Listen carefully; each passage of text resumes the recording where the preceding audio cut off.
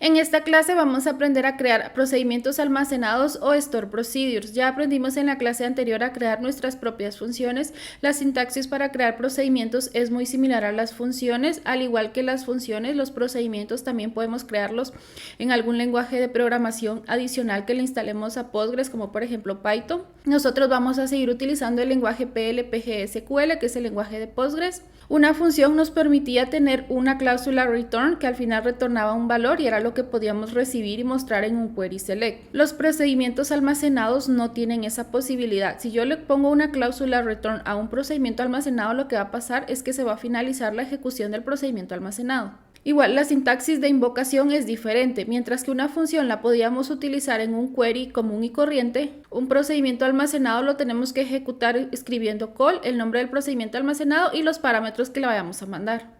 El lenguaje PL/PG/SQL es el lenguaje de programación que trae Postgres, que nos permite escribir bloques de código. En este lenguaje podemos declarar variables, cada variable puede tener un nombre, un tipo de dato, también podemos escribir los bloques de código dentro de begin y end. Dentro de estos bloques begin y end podemos asignarle valores a nuestras variables, ejecutar queries, escribir sentencias if, case, loops, etc. Todo lo que necesitemos para que nuestro procedimiento ejecute la lógica que deseamos. Acá tengo la sintaxis básica de cómo crear un procedimiento almacenado. Escribimos create, de forma opcional le podemos escribir all replace, procedure, el nombre del procedimiento y luego los parámetros, luego language y en este caso PL/PG/SQL, luego as y ponemos los dolarcitos y luego declare, ponemos las variables, luego begin, luego el bloque de código y end. Y para llamar a nuestro procedimiento escribimos call, el nombre del procedimiento y los parámetros. Nuestra base de datos DB Rental es una base de datos muy chiquitita, no vamos a tener problemas ni de espacio ni de rendimiento.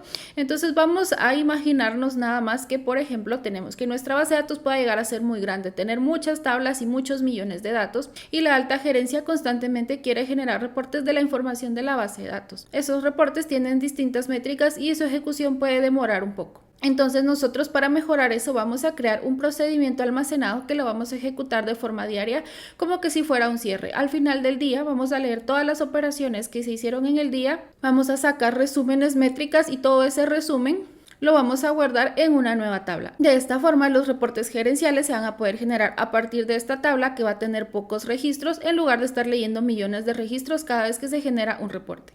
Nuestra base de datos DB Rental tiene el esquema public, entonces yo voy a crear un nuevo esquema que se llama reports, donde voy a crear las nuevas estructuras. Luego voy a crear esta tabla dentro del esquema report, entonces escribo reports.dailypayment, que sería mi tabla, que va a tener pues un ID, que es un correlativo, la fecha para el cual se está ejecutando como el cierre o los cálculos, el staff ID, que vamos a guardar como los resúmenes de datos por empleado, el total de transacciones, el monto total, el monto promedio, el mínimo, el máximo, la fecha en que se ejecutó el procedimiento, el usuario que ejecutó el procedimiento, y si el procedimiento se ejecutara más de una vez, queremos saber cómo se ejecutó la primera vez, la segunda, la tercera, etc.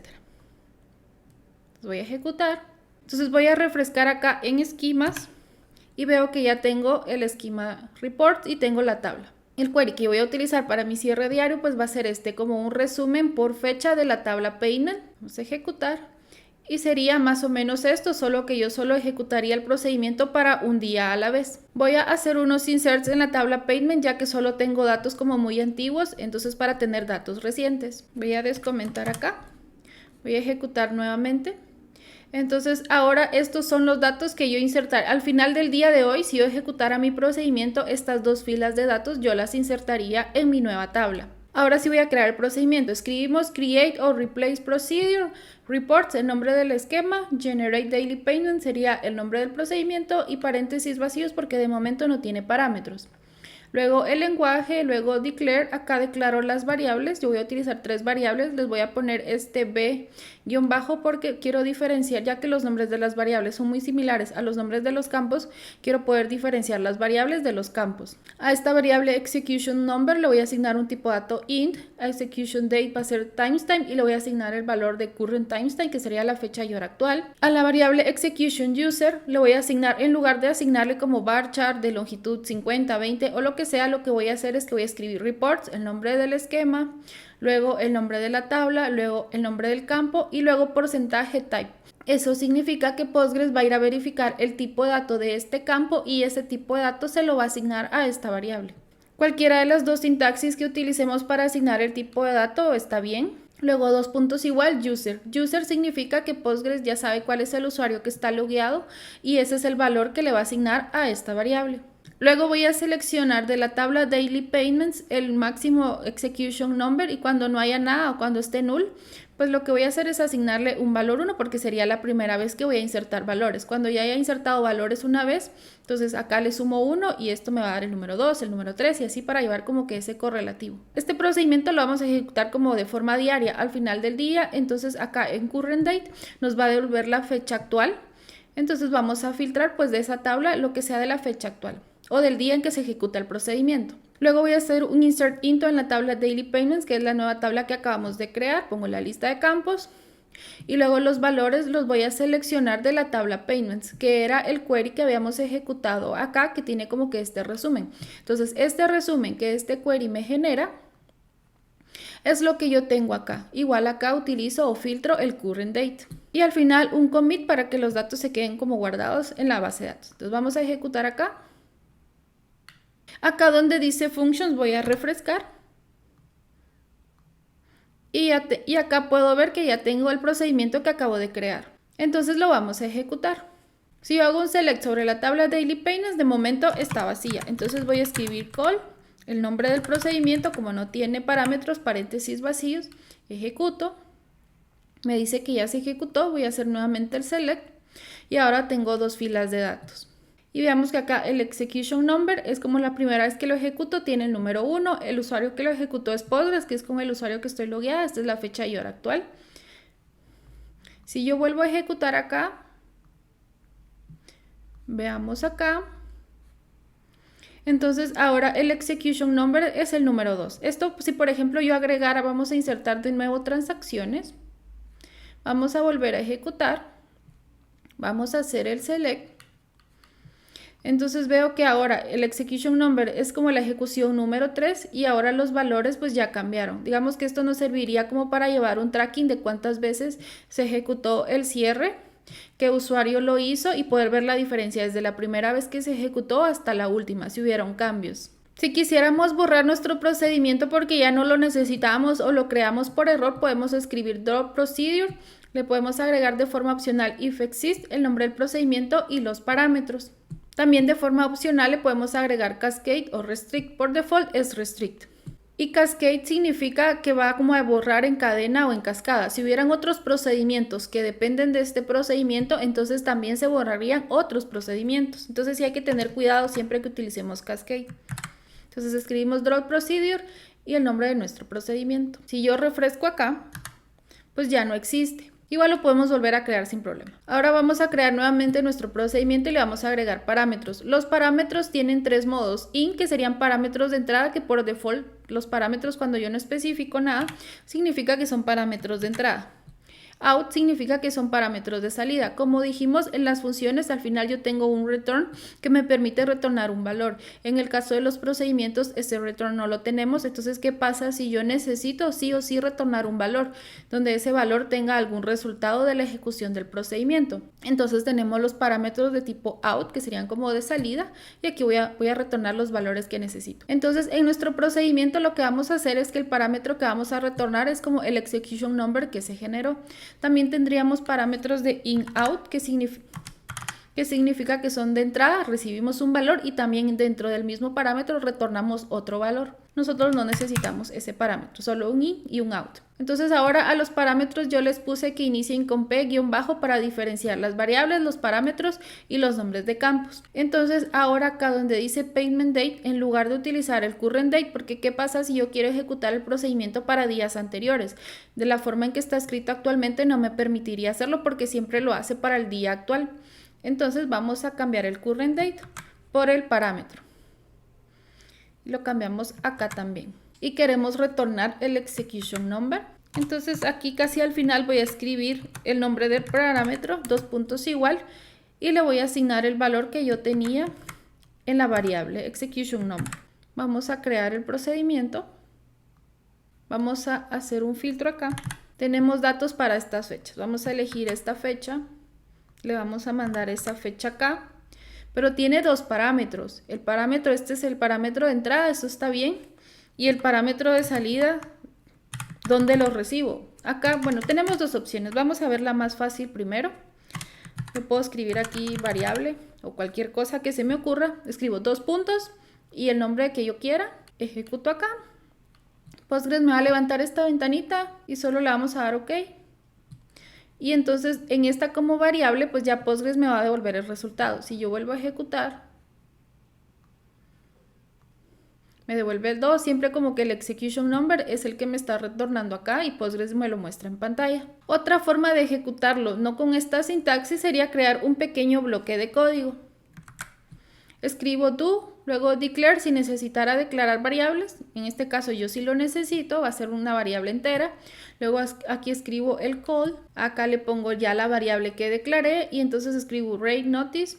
Y acá voy a imprimir el resultado de esa variable y ejecuto todo este bloque de código. Y entonces acá me lo imprimió. Si vuelvo a ejecutar, número 2, si vuelvo a ejecutar, el número 3. Si hago select acá en la tabla Daily Payments, veo que ya tengo más valores. Y el execution number empieza el correlativo para cada fecha. O sea, cada fecha tiene su propio correlativo, no es un correlativo general. Ahora vamos a agregarle un cambio a nuestro procedimiento. Voy a agregarle un if para que podamos probar algo. Voy a escribir if la variable execution number es mayor o igual a 10, entonces voy a hacer rollback, es decir, el insert no lo voy a dejar como almacenado de forma permanente, voy a mostrar un mensaje y si es menor que 10, entonces sí voy a hacer commit. Entonces acá comenté el commit, vamos a ejecutar, vamos a llamar esto varias veces hasta llegar a 10, vamos por 8, 9, hasta acá todo bien. Si yo hago el select acá, tenemos 28 filas y vamos por el execution number 9. Vamos a ejecutar. Y ahora me mostró este mensaje, que es el mensaje que nosotros programamos acá.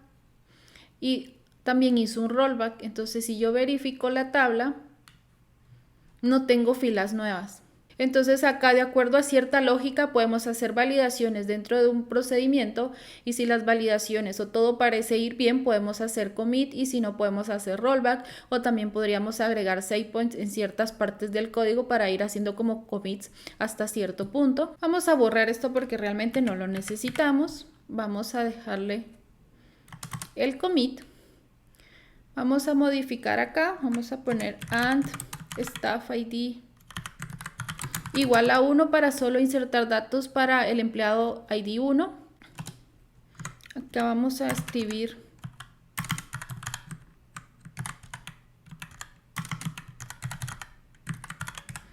vamos a insertar el valor.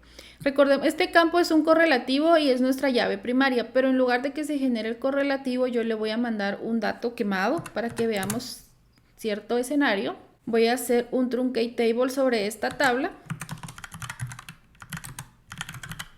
Le voy a poner Restart Identity para que se reinicie el contador.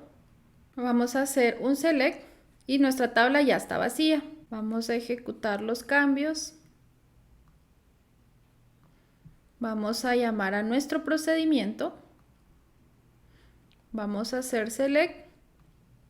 Y acá todo bien, tenemos la fila que acabamos de insertar porque insertamos el ID 1.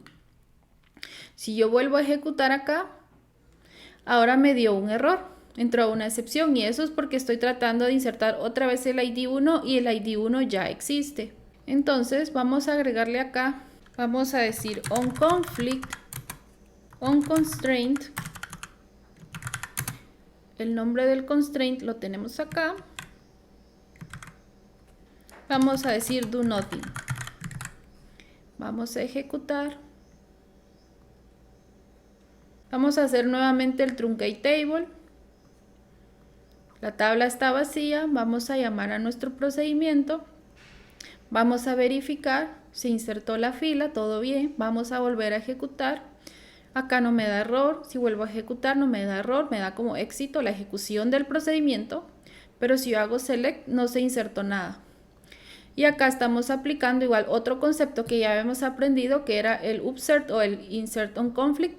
Entonces estamos diciendo que cuando haya un conflicto en la llave primaria de la tabla, que no haga nada. El insert no se hace, pero no entra a un modo de excepción, sino que el procedimiento termina su ejecución normal. Vamos a quitarle esto porque realmente no lo queremos.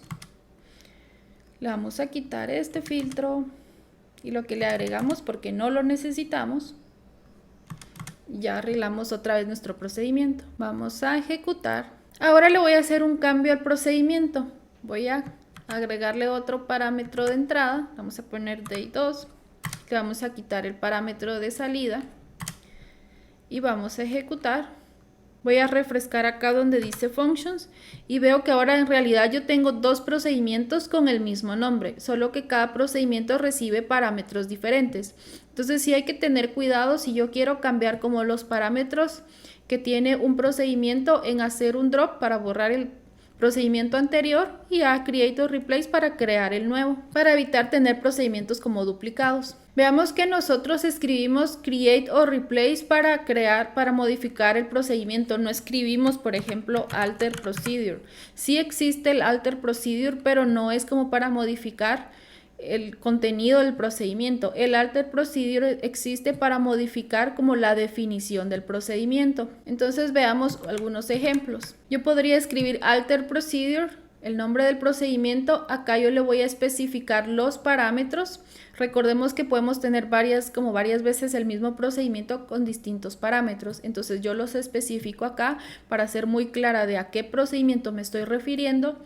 Acá voy a escribir rename to y le voy a poner el nuevo procedimiento. Acá solo le voy a cambiar el nombre, pero el procedimiento va a ser exactamente el mismo. Entonces si yo refresco acá, solo se cambió el nombre del procedimiento que tenía el parámetro que era de tipo date e int. Y veamos que en los parámetros yo no especifico el nombre de los parámetros, yo especifico los tipos de datos de los parámetros. Otra acción que yo podría hacer con alter procedure es cambiar, por ejemplo, alter procedure, el nombre del procedimiento y escribir owner to, y entonces en este caso, el usuario Postgres es como el owner de este procedimiento, pero acá yo podría especificar otro usuario para que sea el owner. Como no tengo otro usuario, pues no voy a poder ejecutar este alter, pero lo podríamos hacer por medio de esta sintaxis. Veamos otro ejemplo con alter procedure. Nuestro procedimiento está dentro del esquema reports, entonces yo escribo set schema public. Entonces lo que yo voy a hacer es mover el procedimiento de un esquema a otro.